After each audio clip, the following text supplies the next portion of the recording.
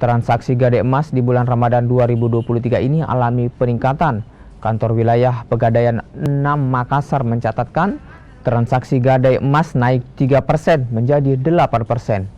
Peningkatan transaksi terjadi di pekan pertama Ramadan. Nilai transaksi pun menembus 130 miliar rupiah.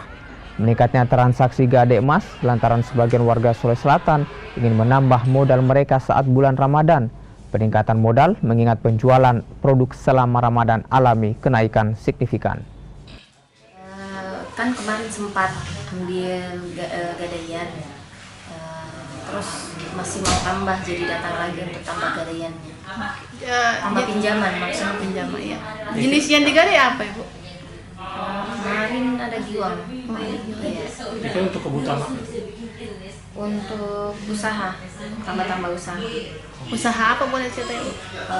Ada di rumah konter pulsa. Oh, konter pulsa ya. Memang kalau di bulan Ramadan ini kebutuhan modalnya naik atau seperti apa, Ibu? Naik, karena pembelinya juga tambah banyak. Kurang lebih sekitar 8,29% lah dari sebelumnya, dari bulan sebelumnya di tanggal yang sama. Pertumbuhannya ini lebih banyak di gadai apa ini, Pak? Kalau di Pegadaian saat ini ya mayoritas emas biasanya, apalagi Makassar.